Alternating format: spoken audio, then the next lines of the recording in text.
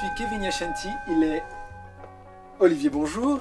Et à deux, nous formons Bonjour et Yachanti. Bienvenue au boudoir. Ah Myriam, pour vous, qu'est-ce que la liberté?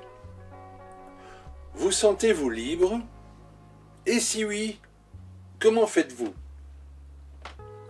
D'abord, la liberté, elle peut être relative dans la mesure où, par exemple, ce qu'on est en train de faire là, parler de tout ou de rien, peut être dans des sociétés ou d'autres, possible ou pas. Admettons, dans un contexte de terrien, politique et terrien. Si tu prends ça, tu peux prendre... j'ai pas envie de dire de bêtises, mais c'est pas Mandela dans sa cellule, il avait trouvé... Oui, c'est lui. Et je trouve ça intéressant parce que je la situerais là, la liberté en fait. On avait parlé dans un précédent boudoir de la crise. On pourrait croire, selon qu'on se situe dans un endroit ou un autre, par exemple, quelqu'un qui n'aurait pas beaucoup d'argent pourrait penser que avoir de l'argent permet d'être libre et plus heureux. Oui, voilà. Oui.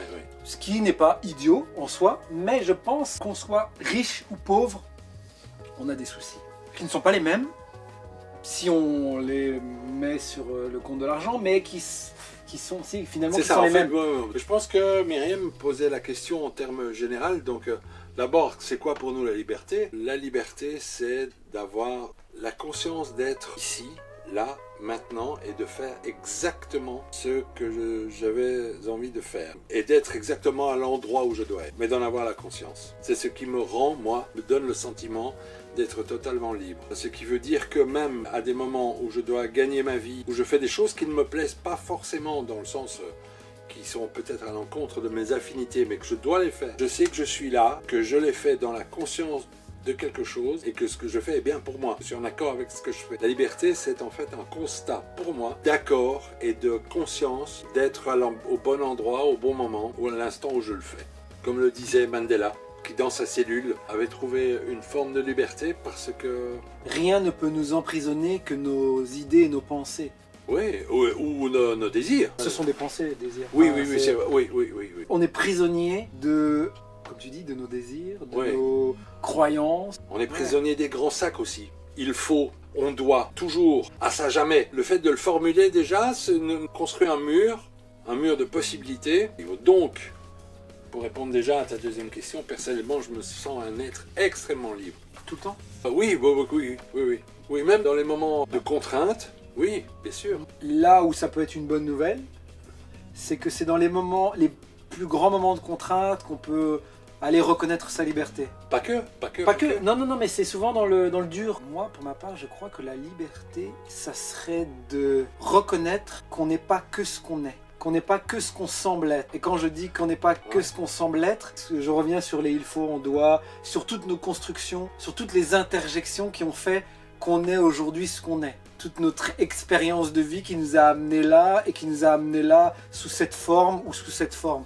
Aujourd'hui, par exemple, moi, je serais professeur de maths parce que j'étais bon en maths, parce qu'on m'a dit que j'étais bon en maths, parce qu'à un moment donné, je me suis persuadé que j'étais bon en maths, donc je suis devenu bon en maths, j'ai suivi une filière, et donc je suis devenu prof de maths. À un moment donné, je pourrais être prisonnier de cette profession qui finalement, je découvre que ce n'est pas moi et que j'aimerais bien changer. Pourquoi je fais ce boulot? Pourquoi je suis prisonnier d'un boulot? Si j'avais conscience véritablement de ce que je suis, je pourrais m'apercevoir que je ne suis pas ce que je semble être. C'est-à-dire que je détricote ce que je suis et je me rends compte que cette profession de maths vient d'expériences sur lesquelles je n'ai pas pris le temps de m'arrêter pour me dire ok, je suis bon en maths, mais est-ce que je ne pourrais pas être aussi bon à ça? Et donc, en fait, on a une potentialité qui est immense. C'est comme si on était des coquilles vides et qui se remplissent au fur et à mesure et qui nous définissent. Et qui se revident aussi. Et qui se revident, oui, mais en même temps, il y a des choses qui s'accrochent. Qui restent, il y a et c'est ça, des sédiments. C'est ça les il faut, c'est ça les je dois, c'est ça les croyances, c'est ça le fait d'être pris dans une crise, c'est ça le fait de... Et donc la liberté, c'est d'oublier en fait. D'oublier nos panoplies, d'oublier nos masques, d'oublier et d'avoir cette capacité de prendre du recul et de se dire ok. Par le biais de je crois la conscience. C'est vraiment très très important. C'est le jeu. C'est pas un jeu mental non plus. Hein. Quand je dirais jeu mental, c'est que ça devient attends, là où j'en suis, s'asseoir, se mettre à son bureau et se dire qu'est-ce que je fais, où j'en suis. C'est une construction de la personnalité par rapport au jeu. Quand on parle d'ego, c'est pas je suis égocentrique. Quand on parle d'ego, c'est ce qui nous définit, c'est ce qui nous permet de, s'il y a du feu, mon ego va me prévenir, me faire attention, ne me mets pas ta main dedans. Me montre en fait que j'ai des limites, me permet de prendre soin de ce que je suis en tant qu'individu. Le jeu n'est que construit par rapport aux perceptions qu'on a. Ouais. Et toi, quand tu parles de la conscience, c'est au-delà du jeu, c'est ce qu'on appelle le soi. C'est un truc qui est derrière et qui, pour certains, n'existe pas, mais en même temps qui existe. On a 3 modes d'état. On a l'état de veille, comme on est là. On est dans des corps, on voit bien, on a des mains. On a l'état de rêve. Dans les rêves, on a une perception. On n'est pas forcément dans un corps, mais il y a la conscience. Et des fois, on est dans le corps de quelqu'un d'autre. Des fois, on voit le rêve comme si on était omniscient. Et il y a un 3e état qui rattache tout ça, c'est l'état de sommeil profond, où là, il n'y a pas de rêve, mais pourtant on existe toujours par cette conscience. C'est-à-dire qu'il y a quelque chose qui est là, qui nous définit au-delà de juste ce petit corps qu'on est. Et comme tu l'as dit, je pense que la liberté, elle se situe dans cette conscience de la conscience, dans ce calme qui est au-delà du calme du bruit, mais d'un calme qu'on a derrière. Comme si, vous voyez la mer, il y a des vagues, ça c'est le jeu, c'est ce qu'on vit. Et tout en profondeur de la mer, il y a cette conscience qui est là, toujours très calme. Et on peut revenir à ça. Et la liberté, je pense qu'elle se trouve... Dans la circulation de tout ça. Retirer l'ego, on l'entend énormément. Oh, vire ton ego. Mais non, l'ego n'est pas à virer. En fait, l'ego, c'est comme un petit GPS. Oui. L'ego, souvent, c'est ce qui négocie. C'est-à-dire que tu es en voiture, tu vas vouloir aller à droite, tu sais que c'est à droite qu'il faut aller, et ton ego, il va te dire, oui, mais si tu vas à droite, tu risques d'avoir des embouteillages, machin. En fait, l'ego, il essaye de protéger notre intégrité par rapport à une mémoire, par rapport à ce qu'on connaît. Souvent, on a une intuition. Il y a des gens qui suivent leur intuition, on dit, putain, lui, il a une bonne intuition. Il y a une confiance, c'est la confiance confiance en l'existence. L'ego te montre qui tu es en fait. L'ego va te dire, il y a une bagarre, ton ego il va te dire de te casser. Ou ton ego il va te dire d'aller affronter. Ton ego il te protège, ton ego il t'empêche de sauter dans un ravin à un moment. Ouais. Il te dit, oh là, si tu sautes, tu vas crever. Il te met les limites, il t'empêche d'aller foutre ta main dans le feu. Bah, si on regarde les tout petits enfants, ils n'ont pas encore cette construction de l'ego parce qu'ils ne se sont pas encore identifiés à leur image. Et donc, ils vont traverser une rue sans regarder. Ils n'ont pas la conscience du danger. C'est une conscience au-delà de l'expérience aussi, hein, ça va plus loin que ça. Oui, là, oui, la main dans le feu et tout, ça pourrait être... Oui, mais ça, c'est l'expérience. Non, c'est vraiment une conscience qui va au-delà de ça.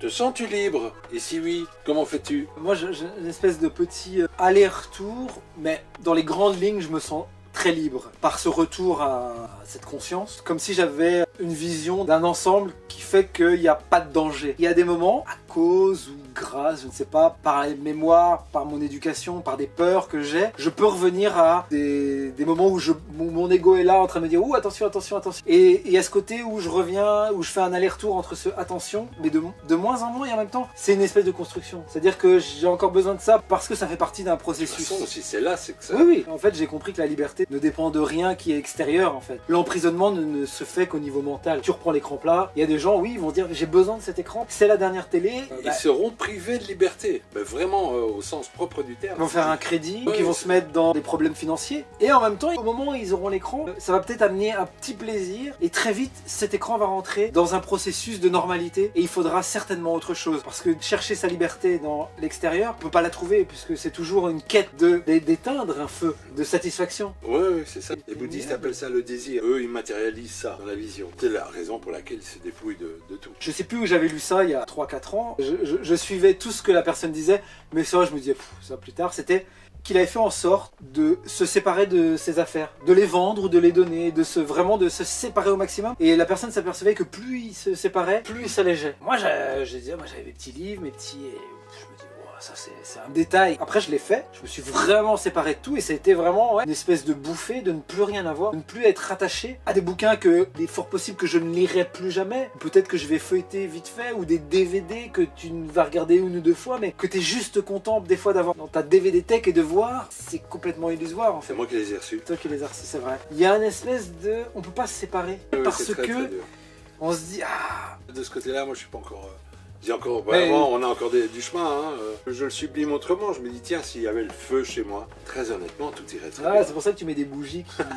j'ai l'impression que les questions et les réponses arrivent, mais ce n'est pas une question qui amène une réponse, c'est des questions, des réponses. J'ai entendu plusieurs personnes qui disaient que ça manquait de profondeur, ce qu'on disait. Parce qu'il n'y avait pas de réponse, on allait à droite et à gauche. J'ai envie de parler de ça, parce que ça fait partie de la liberté. Et je crois en fait que les gens appellent la profondeur dans ce cas-là, pour moi c'est de l'apparence. C'est-à-dire que si on va dire va à droite, ça serait pour résoudre quelque chose de la surface.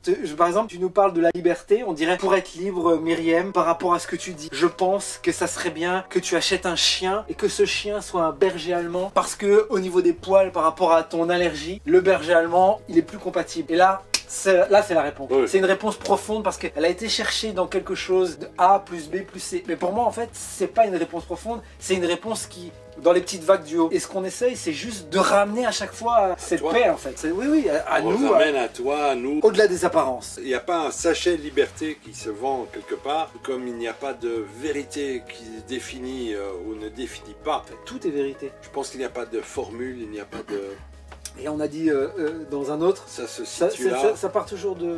Bah oui, ça part. C'est pour ça qu'on se sent plus ou moins libre dans notre cas, mais je crois que c'est après s'être détaché nous, enfin c'est avoir brisé nos propres chaînes en fait. Ça revient sur le tapis tous les jours, c'est pas un problème, hein, je dis bien, mais c'est un thème en tout cas qui, au niveau de la prise de conscience, qu'est-ce que je fais là, qu'est-ce que...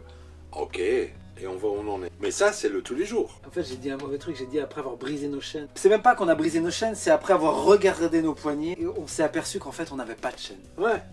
C'est ce qu'a dû ressentir Mandela. Ou des gens qui ont été privés de liberté de façon notoire, de manière ostensible, d'un point de vue de société, et qui en fait, à l'intérieur... En fait, il s'est aperçu que personne ne pourrait l'emprisonner. Ne pourrait pas emprisonner ce qu'il est. Qu'en penses-tu, Myriam? Pas mal. Et les autres qui nous ont déjà posé des questions. Et venez nous voir. À tout bientôt.